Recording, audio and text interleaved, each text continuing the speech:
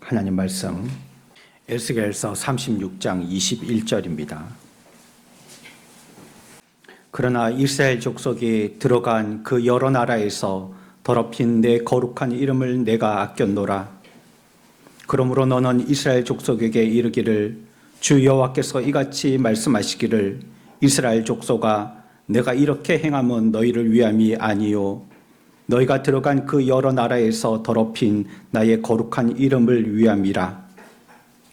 여러 나라 가운데에서 더럽혀진 이름 곧 너희가 그들 가운데서 더럽힌 나의 큰 이름을 내가 거룩하게 할지라. 내가 그들의 눈앞에서 너희로 말미암아 나의 거룩함을 나타내리니 내가 여호와인 줄을 여러 나라 사람이 알리라. 주 여호와의 말씀이니라. 아멘.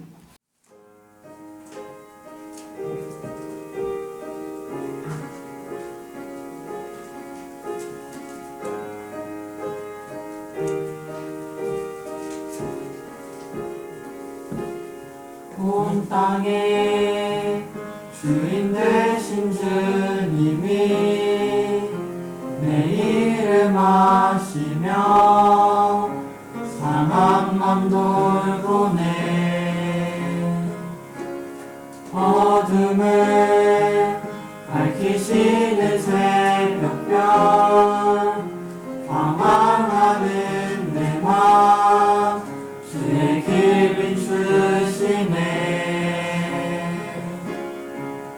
나로 인함이 아니 주가 행하신 일로 나의 행함이 아니 오직 주로 인하여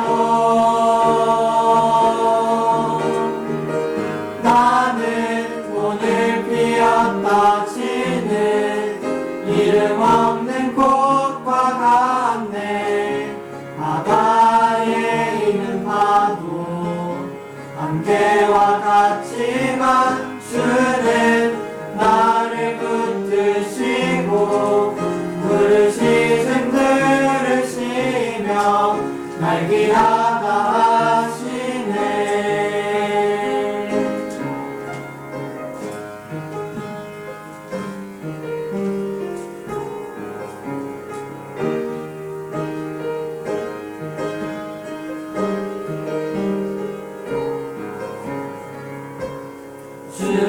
주님은 나의 죄를 보시고 사랑의 눈으로 날 일으키시네.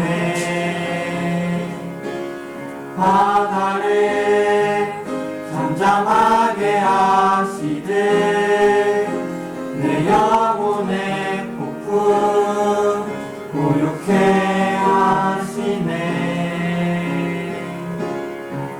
나로 인함이 아니 주가 행하신 일로 나의 행함이 아니 오직 주로 인하여 나는 오늘 피었다 지는 이름 없는 곳과 같네. 바다에 있는 파도 안개와 같지만 주는 나를 붙드시고 부르짖음 들으시며 날 귀하다 하시네. 나는 오늘 피었다 지는 이름 없는 곳과 같네. 바다에 있는 파도 안개와 같지만 주는 나를 붙드시고 부르시즘 들으시며 날 귀하다 하시네. 나 오직 주의 것 나 오직 주의 것 나 오직 주의 것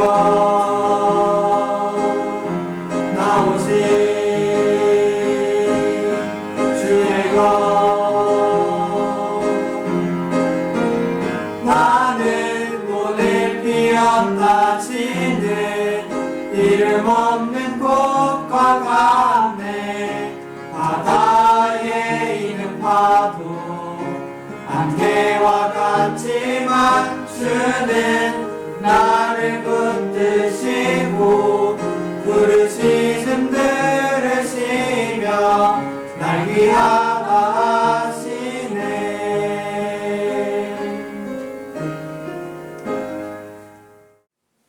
우리가 앞에서 그 내용에 대해서 잘 알고 있는 대로 본문의 내용들이 하나님께서 이전에 화를 선포하시지 않습니까? 이스라엘 민족들이 자기 고국에서 지었던 자신들의 의도적인 죄악들, 이 죄악에 대해서 너희들이 그때 경고를 무시하고 반역하고 범죄하여서 이와 같이 너희들의 행동한 대로 그 결과로 지금 타국에 포로로 잡혀와서 노예 생활을 하고 있다라고 선언하시고 그들의 이와 같은 삶을 처지를 살피면서 좌절하고 실망해서 초점을 잃고 바벨론 어느 이름 모를 강가에 앉아서 한탄하고 또 실망하고 있습니다. 이들의 미래는 종잡을 수가 없는 것입니다. 그들이 많은 시간의 기회들을 허락하였음에도 불구하고 그 시간들을 다 허비하고 하나님의 말씀과 같이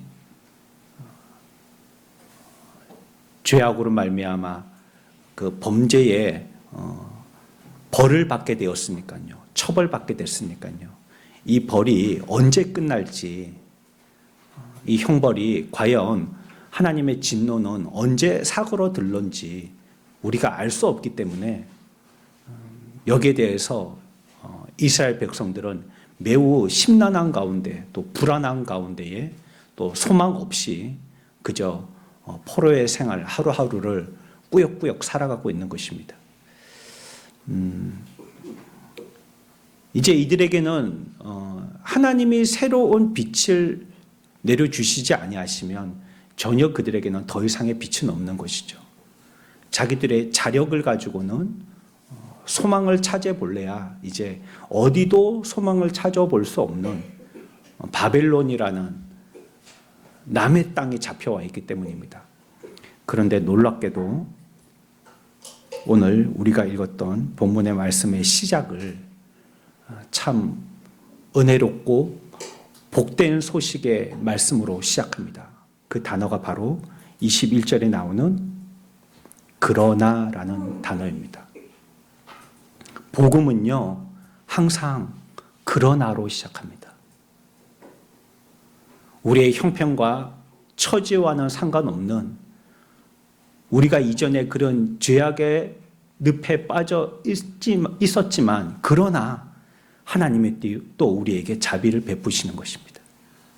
이전에 우리가 하나님의 경고를 무시하고 내 귀에 듣기 좋은 소리만 들어서 지금 이런 공경에 빠졌지만 그러나 하나님은 다시금 에스겔을 통하여서 우리에게 회복의 말씀을 전파하여 주시는 것입니다.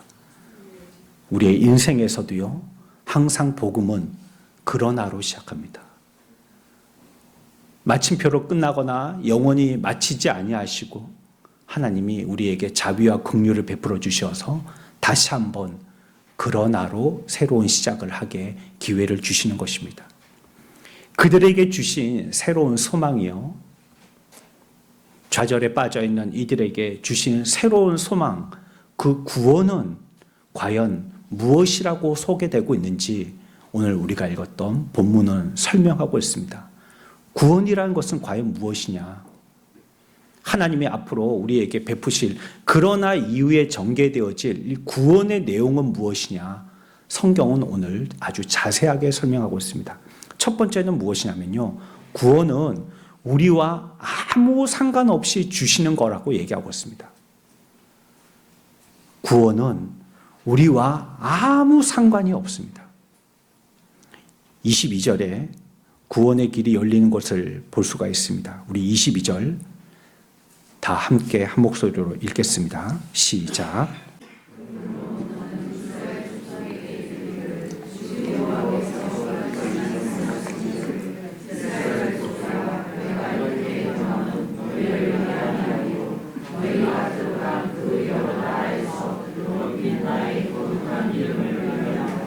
아멘. 내가 이렇게 행함은 너희를 위함이 아니다 라고 얘기하는 것입니다. 물론 구원의 직접적인 수혜자는 인간들입니다. 구원을 통하여서 유익을 얻는 것은 인간입니다. 그렇지만 그 구원이라는 것은 그 구원의 근거는 너희를 위한 것이 아니다. 인간들을 위한 것이 아니다 라고 얘기하고 있어요. 끝에 뭐라고 얘기하고 있어요? 나의 거룩한 이름을 위한 것이다 라고 얘기합니다. 하나님이 우리들에게 베풀어 주신 구원이라는 것은요, 우리가 지금 받아 누리고 있는 이 구원이라는 것은 우리와는 전혀 상관이 없습니다. 우리의 어떤 모습과는 전혀 상관이 없는 게 구원인 것입니다. 여러분, 우리는 형벌받아 마땅한 자들 아닙니까? 구원하고는 전혀 다른 성격의 사람들 아닙니까? 구원은 우리하고 어울리지 않는 단어 아닙니까? 우리가 어제 살아온 하루의 인생만 보더라도요, 구원이라는 소망과는 전혀 관계없는 자들이잖아요. 성경은 죄를 뭐라고 얘기하고 17절에 얘기하고 있냐면, 죄는 월경 중에 있는 여인의 부정함과 같다라고 얘기합니다. 혐오스럽고 모욕적이고 더럽고 추하고 악한 것이다 라고 얘기하는 것입니다. 우리는 그와 같은 죄를, 월경한 여인의 부정함과 같은 죄를 저지르고 있는 자들임을 얘기하고 있는 것입니다. 우리는 그런 자들이라는 거예요. 우리가 이와 같은 죄인이라는 것을 깨닫게 되어질 때 하나님이 우리들에게 형벌을 내리시는 것은 너무한 것이 아니고 당연하다라고 생각할 수밖에 없습니다. 당연하지, 그건. 그렇게 죄악을 저질렀다면 그런 형벌은 당연하고 예상할 수 있는 것이고, 그런 형벌이 없는 것이 이상한 것이라고 밖에 생각할 수 없는 것입니다. 이스라엘 백성이 이스라엘 땅에 있을 때 그들은 어땠습니까? 하나님께 등 돌렸지 않습니까? 하나님을 무시하고 이방 나라 사람처럼 살았습니다. 그들은 형벌받아 마땅한 자로 산 것입니다. 그렇기 때문에 하나님의 구원은 그들과는 아무 상관이 없는 것입니다. 그들이 형벌의 강도가 어떠한지에 대해서 관심을 가졌어야 할 뿐이지, 하나님께서 나에게 구원을 주실 것인가에 대해서는 전혀 생각하는 것조차가 잘못입니다. 우리가 저질러 놓은 게 있으니까요. 이 시대에 저와 여러분들도 마찬가지입니다. 우리가 항상 하나님의 영광을 위해서 살고 있습니까? 인간이 이 땅에 생명을 부여받아서 태어나게 된 이유는 하나님의 영광 때문임을 성경은 우리에게 정확하게 얘기하고 있습니다. 인간이 사는 목적이 그 목적 때문이라는 거예요. 인간이 왜 태어나서 한 살을 먹고 돌아가실 때 이제 그 인생을 마무리하며 이 세상에서 무엇을 하다 살게 되어지냐면, 하나님의 영광을 위해서 살도록 우리를 나게 하셨다고, 이 땅에서 그런 기회를 주셨다라고 얘기하고 있는 겁니다. 다른 목적이 없어요. 하나님의 영광을 위해서요. 중요한 결정의 때에 내 유익이라든지 내가 손해보지 않으려고 하는 마음이라든지 내 기분대로 하지 않고 그를 시인하면서 그분에게 내 삶을 양도하고 늘 우리의 삶은 예배자의 삶을 살고 있느냐는 것입니다. 그게 하나님의 영광을 위해서 사는 것이죠. 그렇게 살고 있지 않다면 하나님의 목적, 그의 지으신 분명한 이유대로 살지 않고 있기 때문에 우리는 지금 삶 자체가 죄를 저지르고 있는 것입니다. 하나님은 분명히 그 목적으로 우리를 지으셨는데 우리를 잘못 오용해서 다른 목적으로 쓰고 있다면 그게 바로 뭡니까? 그게 죄입니다. 우리가 어제까지 살았던 삶이 그와 같은 삶이었던 겁니다. 천군 천사는 지금까지도 하늘에서 뭘 하고 있다라고 성경은 얘기하고 있냐면 거룩하다 거룩하다 거룩하다 만군의 여호와여 하면서 서서 끊임없이 하나님을 찬양하고 있다는 거예요. 그리고 저와 여러분들도 지상에서 천사들을 닮아 그와 같은 삶을 살아야 된다는 거예요. 우리의 일생의 삶은, 우리의 하루의 삶의 목적은 거룩하다 거룩하다 만군의 여호와여 하며 하나님을 영광 돌리는 삶이어야 된다는 것이에요. 그것이 이스라엘 백성들에게 요청하셨던 하나님이 이스라엘에서 그들이 사는 방법이었습니다. 하나님께 찬양하면서 살으라고 그들을 하나님의 선택되어진 백성으로 뽑으셨던 것입니다. 그런데 그렇게 하지 않았잖아요. 그게 죄의 본질입니다. 죄로 말미암아 우리가 행동으로 죄 짓는 거 있죠. 그건 아주 저차원의 것입니다. 손으로 죄 짓는 것, 그거는 죄의 말단입니다. 우리에게 가장 마음의 중심에 어떤 목적으로 삶을 사는가, 우리의 마음의 중심, 그게 죄의 본질이에요. 내가 그와 같이 살지 않았다면, 그 목적과 동떨어진 삶을 살았다면 그 삶 자체가 벌써 죄를 저지르고 있는 것입니다. 우리는 얼마나 자주 그분을 생각합니까? 저 여러분들의 삶은 얼마나 자주 예배합니까? 여러분들의 삶은 통째로 그분에게 다 통제를 받고 있습니까? 사람들을 내가 구원받아 하나님 앞에 나오게 되어진 것처럼 인도하여서 하나님께 같이 예배드리도록 하기 위해서 우리들도 관심을 쏟고 있습니까? 그렇지 않다면 우리는 우리의 삶을 통하여서 하나님을 지금 모욕하고 있는 것입니다. 하나님이 목적하고 계획하셨고 그렇지 아니한 삶에 대해서 경고하심에 우리들은 못 들은 척 외면하면서 살고 있는 것입니다. 그게 죄입니다. 이스라엘은요, 그렇게 죄를 지었어요. 하나님을 잊어버렸습니다. 온통 다른 일들에 자기의 신경을 쏙 빼고 있었어요. 하나님을 생각할 여유와 틈이 없었어요. 하루 24시간을 바쁘게 돌아가는데 왜 자고 왜 먹고 왜 쉬느냐면 내일에 내게 남겨지고 주어진 일과 때문인 거예요.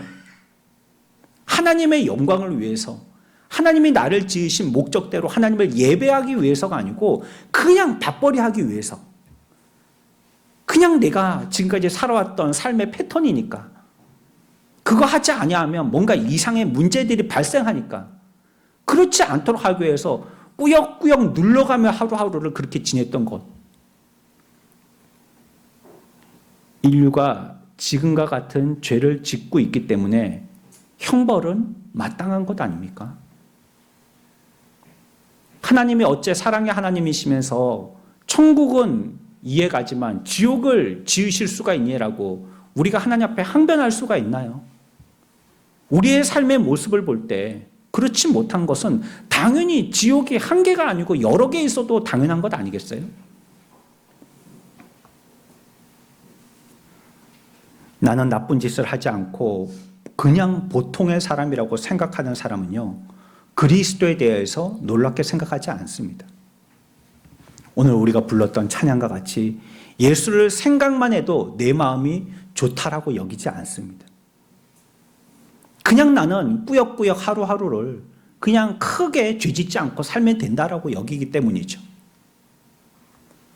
우리가 교회에 와서 신앙생활을 하는 것, 하나님을 찾는 것이 이것저것 도와줄 필요가 있을 때 흥신소를 찾듯이 하나님 앞에 요청하는 우리의 모습은 하나님을 모욕하는 것입니다.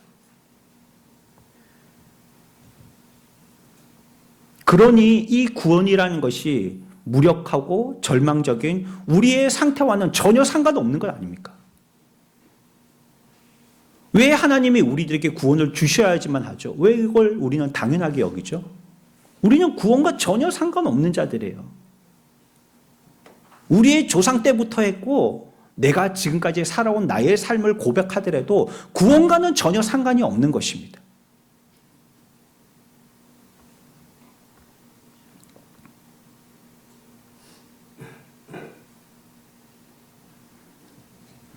구원과 관련해서 우리가 할 수 있는 일은요, 말 그대로 하나도 없습니다. 구원과 관계되어서 서로 겹쳐지는 부분이 우리 인생에게는 아무것도 없는 거예요.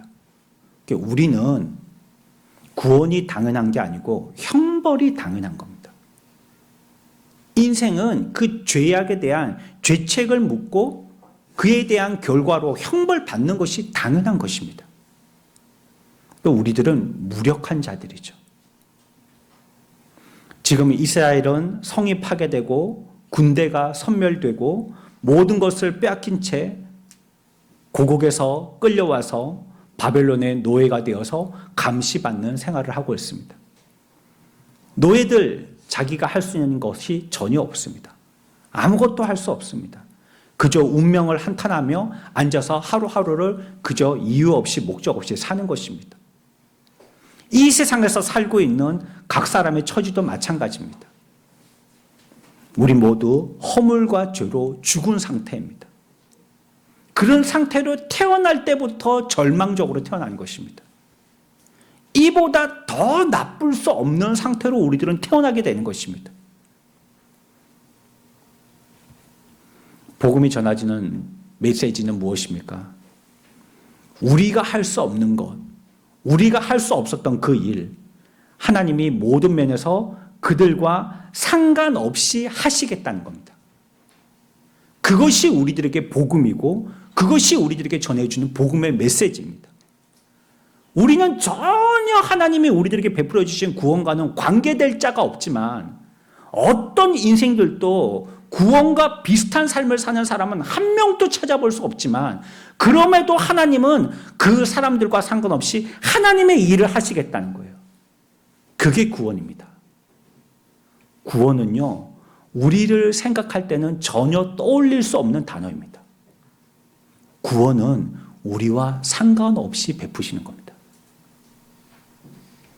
그래서 우리가 두 번째로 생각해 봐야 될 것이 있는데, 그럼 무엇이냐? 구원은요, 전부 우리와 상관없이 하나님께서 하시는 일이라는 거예요. 구원은 전적으로 하나님께서 하시는 일입니다. 23절 봅시다. 23절, 오늘 본문의 말씀 23절 다 함께 읽습니다. 시작.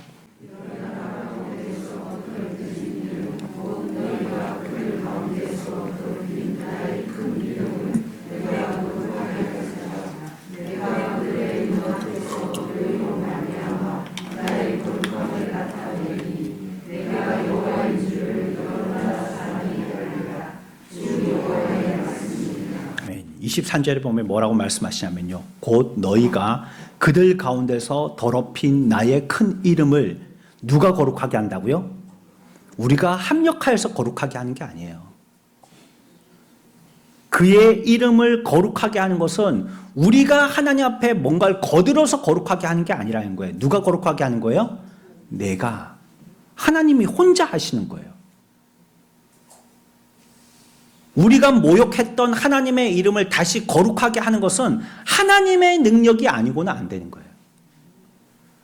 그분의 홀로 능력이 아니고는 우리의 힘은 아무 효력도 미치지 못하고 오히려 그 일에 대해서 거추장스럽기만 하고 방해만 하는 것입니다. 그 뒤에 내가 거룩하게 할지라 또 뭐라고 얘기하죠? 내가 그들의 눈앞에서 너희로 말미암아 나의 거룩함을 나타내리니, 이것도 누가 하신다는 겁니까?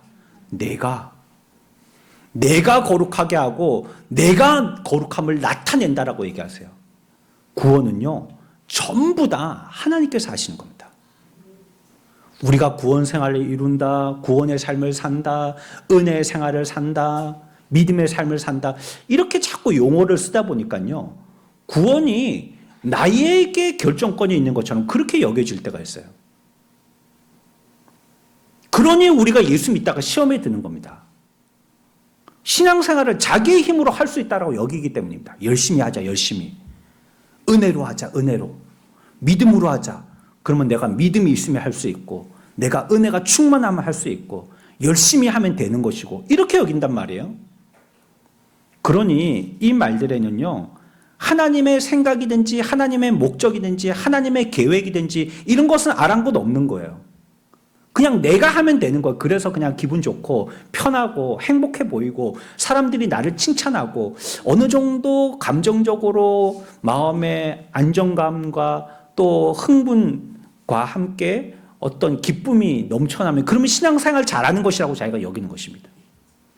그런데 그게 365일 지속될 수 있나요?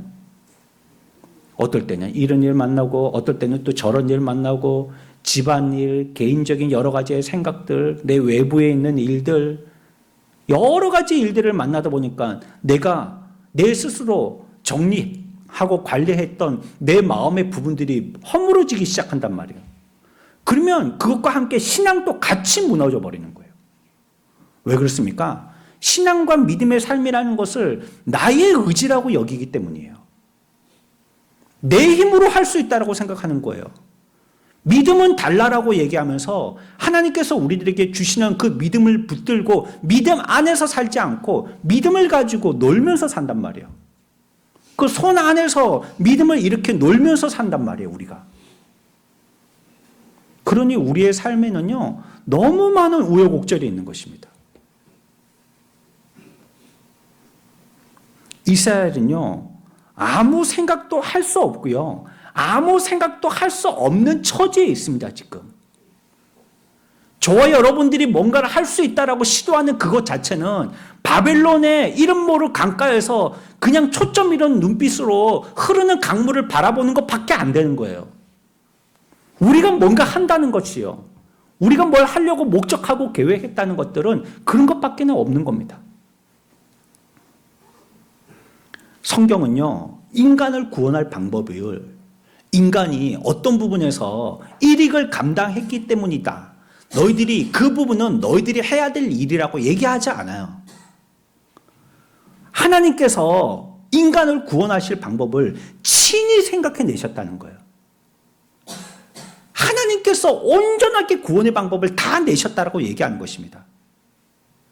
이 구원에 대해서는요, 인간이 생각하지도 못하고 감히 하나님 앞에 구원에 대해서 제안하지도 못하는 겁니다. A에서 Z까지 전부 다 하나님이 마련하신 거예요. 하나님이 준비하시고 하나님이 계획하시고 생각하시고 하나님이 시행하신 거예요. 구원에는요, 우리의 의지가 0.1%도 안 들어갑니다. 저와 여러분들이 지금까지 여기 살아온 걸 한번 생각해 볼까요? 내가 얼마나 거룩하고 경건한 삶을 살았기에 지금의 저와 여러분들이 되어 있을까요? 내 행위의 삶을 생각해 보면 우리가 앞에서의 말씀과 같지요. 나는 아무것도 아닌 존재이기 때문에 오히려 하나님 앞에 징벌받아 마땅한 존재여서 벌써 이 땅을 떠났어야 될 존재들이죠. 하나님의 형벌대로 한다면 말이죠. 그러나 지금까지 여기서 호흡하며 살고 있는 것은 무엇 때문입니까? 하나님이 우리들에게 구원과 은혜를 베풀어 주셨기 때문이죠. 내가 뭐 이런 일도 만나고 저런 일도 만나지만 여하튼 하나님께서 우리들에게 구원의 기회를 주셨기 때문에 저와 여러분들이 여기까지 온 것 아닙니까? 어째 구원이 우리 손에 달려 있어요? 어떻게 믿음의 삶이 우리 손에 달려 있는 것입니까? 내가 열심히 하면 되는 것입니까? 내가 감정적으로 뜨겁기만 하면 되는 것이고 내가 기분 좋으면 되는 것이고 세상에 얘기하는 어떤 행복을 갖추면 그게 믿음 생활 잘하는 것입니까? 구원이라는 것은요, 전부 하나님께서 하시는 겁니다. 우리의 삶의 모든 일들의 구원은요, 하나님께서 이루어 가시는 것입니다. 사람들은, 하나님은 수동적으로 인간들이 요청하면 그냥 수락하기만 하고 인간이 모든 일들을 행동하는 능동의 주체라고 얘기합니다. 하나님은 저 하늘의 보좌에서 책상에 앉아가지고 펜 가지고 사인만 하시는 분이고 행동은 우리 인간, 이 땅에 발붙이고 있는 우리가 하는 거라고 얘기한다는 거예요. 그러나 그렇지 않습니다. 하나님은 친히 움직이시고 친히 불러 모으십니다. 모든 것이 하나님께서 나오는 겁니다. 하나님께로부터 나오는 것입니다. 그래서 우리가 찬양을 올리잖아요. 하나님 앞에 모든 영광과 감사와 찬양을 하나님께 올립니다 라고 얘기하지 않습니까? 왜 그 말을 합니까? 왜 모든 영광을 하나님께 올립니까? 여러분들이 열심히 했다면 그 영광의 한 부분은 내가 가져가야 될 거 아니에요. 여러분들이 어떤 부분에 열심하고 수고하고 헌신하고 한 부분이 있다면 그 부분에 대한 영광은 내가 취해야 될 거 아니에요. 그런데 우리가 찬양하고 성경이 가르치기를 모든 영광을 하나님께 돌려준다고 얘기하잖아요. 이유가 뭡니까? 모든 것이 하나님께로부터 나왔기 때문입니다. 그 시작이 하나님께로부터 나왔고 마지막까지도 하나님께서 하시는 것이기 때문에 우리와는 전혀 상관없이 모든 것은 그분으로부터 시작돼서 끝내기 때문에 모든 영광은 하나님이 받으셔야 되는 것이에요. 그게 당연한 거죠. 그렇게 찬양하는 거고 그렇게 예배하는 것입니다. 그분은 그냥 생각만 하고 수동적으로 그치시는 분이 아니에요. 24절 봅시다. 우리가 본문을 읽지 않았지만 24절과 25절입니다. 생각으로 그치지 아니하시고 하나님이 구원에 대해서 어떻게 직접 친히 하시는지 설명하고 있습니다. 24, 5절 다 함께 읽습니다. 시작.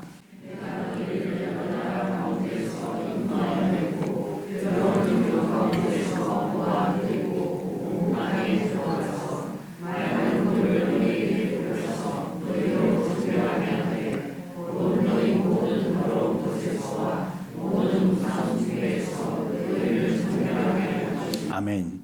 일단 무엇을 봐야 되냐면 이 일을 하시는 주체가 누구냐는 것입니다. 내가 뭘 하고 뭐 하고 하는데 이게 지금 이스라엘 백성들이 한다는 거예요? 하나님이 하신다는 거예요? 이게 하나님이 하신다는 겁니다. 그러니까 하나님은 구원에 대한 어떤 계획과 생각, 상념으로만 그치지 아니하시고 구원에 친히 행동하신다고 얘기하시는 거예요. 그래서요 그들을 인도하고 누가? 하나님이 하시고 그들을 모아내리고 누가? 하나님이 하시고 너희에게 물을 뿌려서 누가? 하나님이 하신다는 거예요. 구원은 전부 하나님이 하시는 것입니다. 저와 여러분들의 이때까지의 삶의 모든 구원의 여정들은 하나님이 하신 것입니다. 저와 여러분들이 한 게 아니에요. 내가 노력하고 내가 뜨거워졌고 내가 뭐 열정적이고 내가 은혜 받아서 한 것 같죠? 그게 교만이고 그게 죄예요. 우리의 힘으로는 전혀 할 수가 없어요. 우리는 그냥 저기서요 형벌을 기다리고 있는 자들, 그저 죄에 대한 벌을 기다리고 있는 자들에 불과한 거예요. 어째 그 영광의 그림자라도 우리가 취하려고 생각을 해볼 수 있다는 거예요. 전혀 우리에게는 이런 은혜나 하나님의 우리들에게 베풀으신 이런 구원을 우리는 받을 명함도 못 내밀 인생들이에요. 모든 구원은 하나님 안에 있는 것입니다. 우리와는 상관이 없어요. 본문에서도 보면요 하나님께서 친히 이스라엘 자손을 예루살렘 성으로 데려가겠다고 하시는 것입니다. 그 내가 하겠다. 이 일은요 태초부터 하나님께서 하셨던 것입니다. 창세기 3장에 보면 남자가 여자가 또 하나님을 거슬려서 죄를 짓고 나무 뒤에 숨었습니다. 하나님이 음성을 들려서 그들을 부르셨지만 이들은 어쩔 줄 몰라 했어요. 그때 누가 찾아와서 복음의 메시지를 전해줬냐면 하나님이 직접 하신 겁니다. 인간은 당황하고 죄 가운데 부끄러워서 어떻게 해야 될지 모를 때 그들에게 복음의 메시지와 또 보호와 은혜를 허락하시고 약속하신 것은 하나님이에요. 이후에 아브라함을 누가 불렀습니까? 그들을 믿음의 조상으로 선택하는 아브라함을 하나님이 부르셨어요. 그들을 잠시 애굽이란 땅에 보호받도록 하셨습니다. 누가 그렇게 하셨습니까? 하나님이 하신 거예요. 요셉의 꾀로 한 게 아니에요. 하나님이 하신 것입니다. 많은 세월 동안 이스라엘 민족들이 그 가운데 인큐베이터와 같이 보호받았습니다. 애굽은 강대국이니까 어느 나라도 그 강대국의 보호를 받는 이스라엘 민족들을 해할 수가 없죠. 또 그들 가운데에 이후에 하나님께서 애굽에서 출애굽하게 하셨습니다. 그 누가 하셨습니까? 모세가 한 겁니까? 하나님이 하신 겁니다. 황량한 사막의 광야 생활 40년을 뺑뺑이를 돌았지만 그들이 신도 옷도 헤어지지 않고 배부르게 먹고 쉬면서 약속의 땅에 도착할 수 있었던 것 누구 때문입니까? 하나님이 하신 겁니다. 성경은 하나님을 잊어버리고 원수에게 패하고 망한 어리석은 백성을 하나님께서요 계속해서 뒤따라 가시고 계셔요. 우리들은 철없이 끝없이 죄를 흘리고 다니는데 하나님이 뒤에서 그 죄를 다 주어서 우리들을 마무리하고 있어요. 우리 그렇죠? 우리 자녀들이 어릴 때 보면 지금은 뭐 다 큰 청년들이 되었다면 자기 집, 자기 방 정리 깨끗하게 잘하고 있겠죠? 어릴 때 말이에요. 꼬마일 때. 그럴 때 보면 방에 딱 들어가 보면 학교 가고 방문을 열어보면 개판이지 않습니까? 책상 위에 이불, 벽에 장롱, 서랍 다 열려 있고 먹은 거 부스러기 바로 옆에 쓰레기통에 있는데 방에 그냥 널브러져 있고 휴대폰 충전기 하늘에 날아다니고 아이가 학교 갔다가 파하고 집에 오면 집이 또 깨끗하고 원상대로 돼 있어요. 그거 누가 한 거예요? 자기가 했어요? 자기는 자기가 한 줄 알고 맨날 어지럽히죠. 그 엄마가 죽으라고 허리 부러지게 힘들지만 또 해준 것 아니에요. 근데 이제 고등학생쯤 되어지면 안 해줘야 됩니다. 그거. 안 해줘야 돼요. 여기가 집인지 우리인지 자기가 스스로 판단하게 만들어야 됩니다. 자꾸 해주다 보면 그게 당연한지 여긴단 말이에요. 그리고 나중에는 청소 안 한 거 갖고 엄마한테 뭐라 하는데 엄마 왜 이렇게 청소 안 해서 친구들 온다 했는데 이 지방이면서 지가 청소해야지 누구 보고 청소해달라는 거예요. 회개하십시오. 혹시 안 계시겠지만 우리들은 죄를 끝없이 저지르고 흘리고 다니면 하나님께서 계속 마무리 지어 주시는 거예요. 하나님의 역사는 그런 거죠. 구원은 스스로 아무 힘없고 소망도 없는 빈털터리 가난뱅이임을 깨닫는 자가 값없이 받는 선물입니다. 하나님이 하신 거예요. 우리는 받을 자격이나 조건이 전혀 없는 자예요.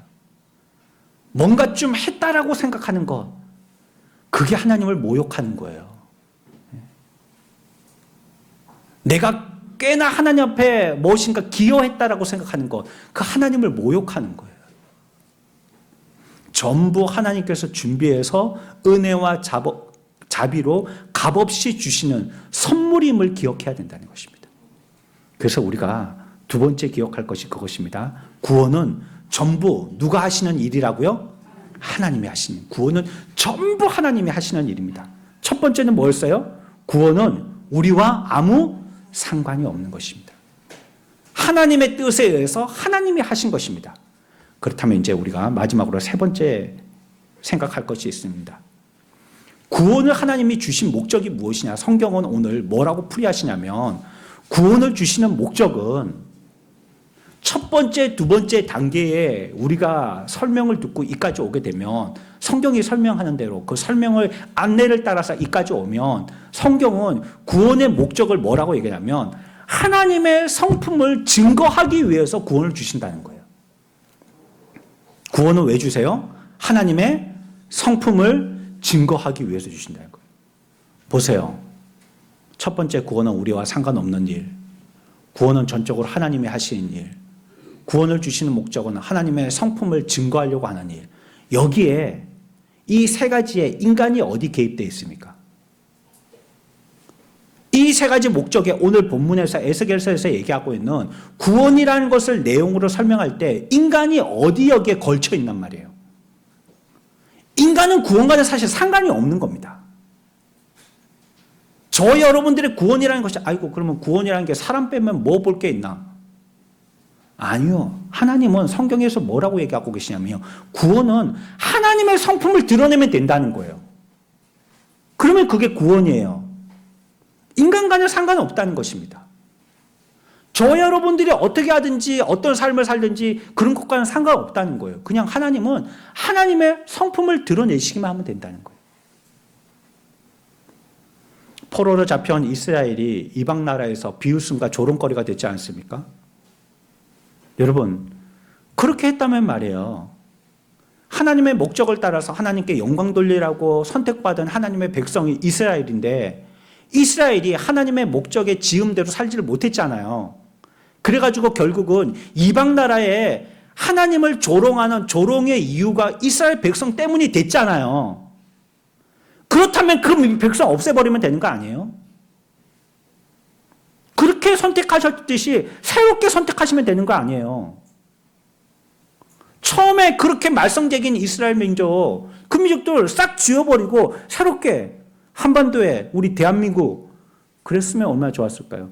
그럼 그렇게 하면 되는 거 아니에요? 그렇게 하면? 하나님의 뜻이라면 얼마든지 가능한 일이잖아요, 그게. 그런데 그렇게 하지 않으셨어요. 그 이유가 무엇이냐면 21절과 3절에서 나오는 말씀인데요. 앞에서 말씀해 드린 대로 하나님께서 자기의 이름을 증거하고 자기의 성품을 증명하기 위해서 그렇게 하셨다는 거예요. 얼마든지 하나님은 그렇게 지우고 새 민족의 이름을 기록할 수 있지만 그렇게 하지 않으신 것은 하나님의 이름 때문이고 하나님의 성품을 나타내기 위해서라는 거예요. 복음서는 이걸 얘기하고 있어요. 요한복음 12장 49절에 주님은 이렇게 말씀하시죠. 우리 이 부분 또 한번 읽어볼까요? 시작.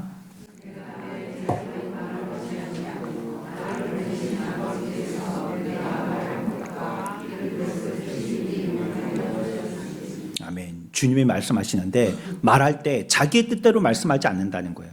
뭘 위해서 말씀하세요? 나를 보내신 이를 높이기 위해서, 하나님의 영광을 위해서, 하나님께 영광과 찬송과 경배를 드리기 위해서 얘기한다는 거예요. 그러니까 내가 지금 말하는 것은 모두 다 하나님의 목적에 맞게 하기 위해서 말하는 것이라는 거예요. 구원이라는 것은 하나님의 성품을 드러내는 것이에요.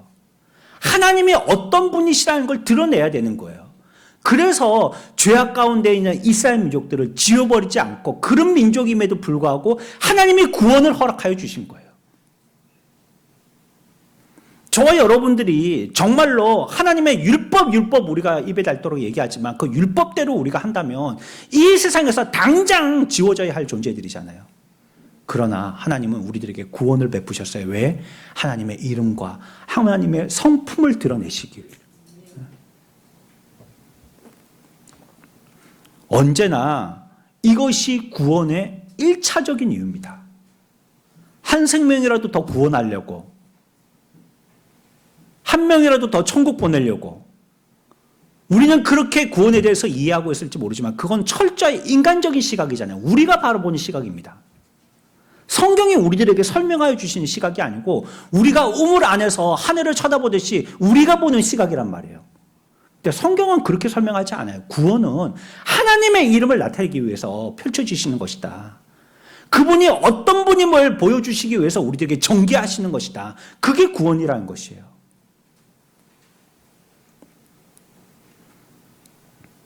본문에 보면 하나님은 이스라엘을 고국으로 데려가는 것은 내 이름을 증명하고 날 비웃는 이방 백성에게 내가 누구인지 보여주기 위해서 너희를 통하여서 그 일을 한다라고 얘기하시는 겁니다.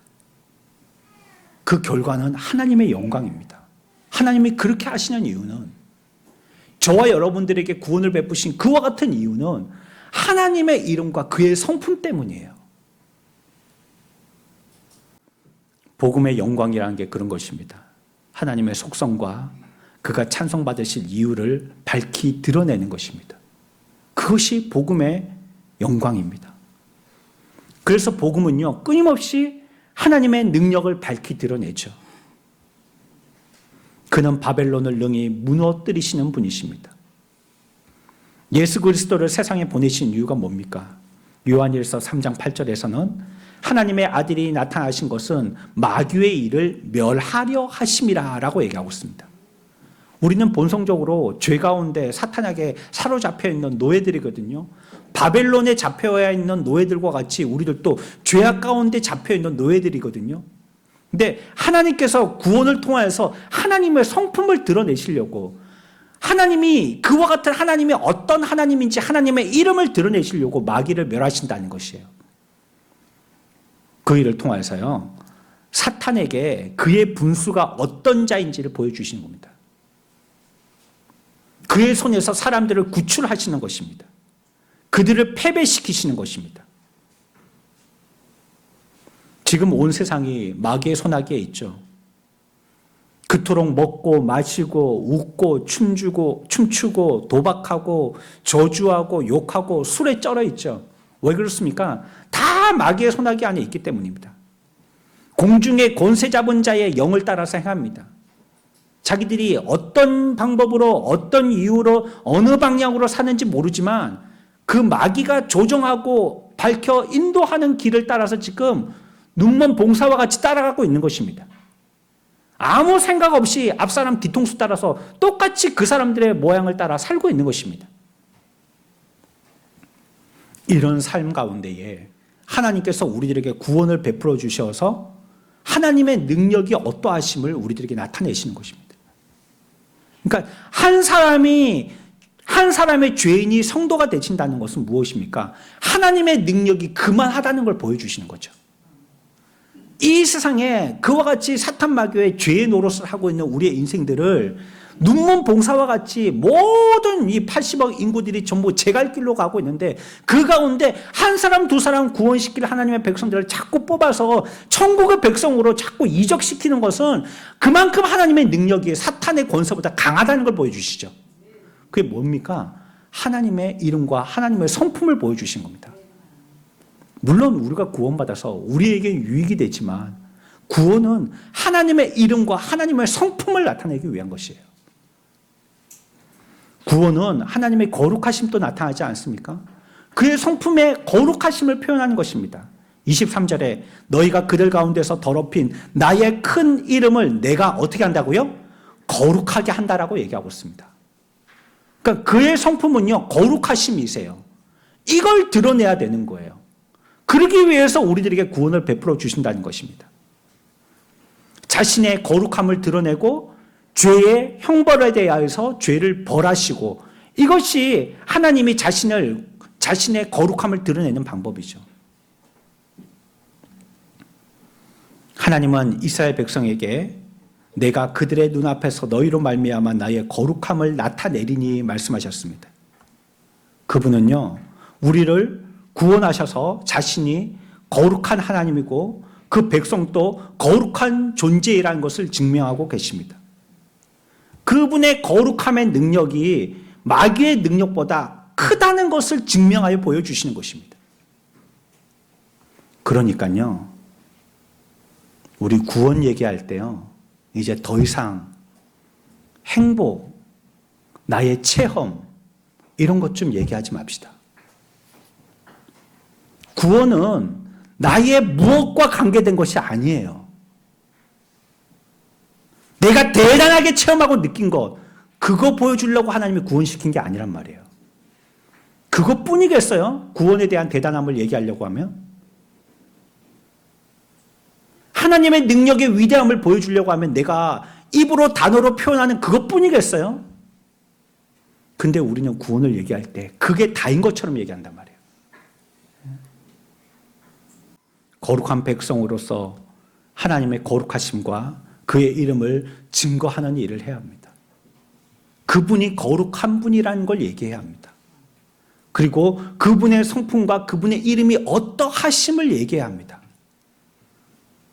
구원은 또한 그의 공평과 의를 얘기하십니다.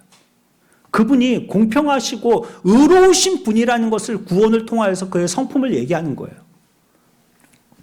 자기 아들을 십자가에 죽게 하셨잖아요. 경건치 않은 우리를 의롭다고 하면서도 공평을 지키시는 하나님, 그거 얼마나 어렵겠습니까? 하나님의 법도 취하여 하시지만 우리 또 사랑하셔야 되니까 이게 얼마나 어려운 거예요. 이거 어떻게 하겠어요? 사람들은 능력이 없어서 택일을 해야 되는데 하나님은 두 개를 다 완성시키셔야 된단 말이에요. 이거 얼마나 고민스러운 일이세요. 죄는 반드시 처리해야 되고 그 죄를 아들을 통해서 처리한다는 것, 이것이 우리에게는 죄를 용서하여 주시지만 공평하게는 아들을 죽이는 것, 의로우시고 거룩하신 하나님만이 하실 수 있는 것입니다. 하나님이 어떤 분이라는 걸 얘기하는 거죠. 그래, 우리는 그저 회개하고 구원받아서 행복하게 잘 살면 된다. 우리는 너무 쉽게 구원에 대해서 얘기하는데 그 구원의 혜택에 대해서는 우리는 그냥 별 가치 없이 얘기하는데 이 구원을 이루기 위해서 하나님의 작정하신 하나님의 계획은 그 아들을 죽이셔야만 했다는 것이고 그러면서도 불구하고 하나님의 율법의 법은 완성시켜야 된다는 것을 얘기하시잖아요. 그걸 하기 위해서 예수님이 죽으신 것이고 그것으로 말미암아 혜택이 우리에게 구원으로 돌아온 것이잖아요. 이걸 너무 우리가 쉽게 얘기하지 않습니까? 이제 구원받은 백성이 되었으니까 그냥 태평성대하고 랄랄룰루하고 노래만 부르면서 그냥 행복하게 우리끼리 잘 살기만 하면 되는 것처럼 그렇게 너무 구원에 대해서 값어치 없게 여기지 않습니까?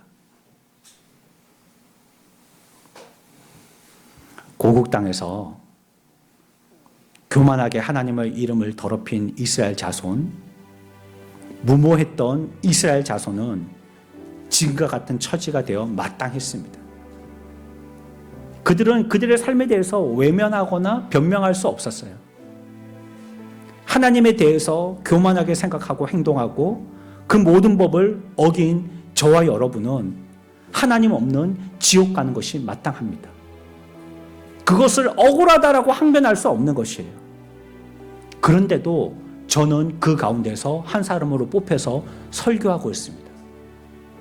그런 가운데서도 여러분들은 그 한 사람으로 뽑혀서 오늘 하나님 살아계신 그분 앞에서 예배하고 있습니다. 그것은 하나님의 전적인 큰 사랑 때문입니다. 구원은 실패가 없습니다. 왜냐하면 구원은 나와 상관없이 하나님의 계획하시고 작정하신 일이기 때문에 그렇습니다. 이것이 나에 대한 진실입니다. 구원은 나에게 맞춰진 것이 아니고 하나님께 맞춰진 것입니다.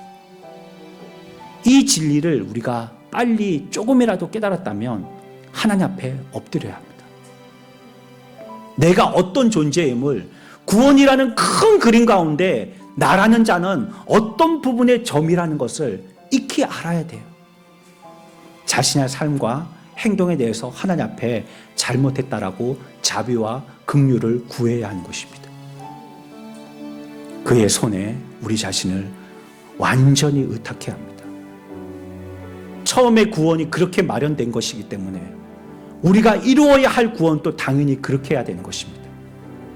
그러면 그분에게 속하게 되는 것입니다. 이 크고 영광스러운 구원을 저와 여러분들에게 주시는 것입니다. 오늘 바벨론 강가에 있는 이스라엘 민족들에게 죄악에 대한 형벌만 말씀하지 아니하시고 구원을 얘기하십니다. 내가 구원을 주겠다. 너희와는 상관없다. 이 구원은 내 이름을 거룩하게 하기 위해서 내 이름을 걸고 하는 구원이다. 이 가운데 있는 모든 하나님의 백성들은 다시 회복되리라. 하나님이 약속하십니다.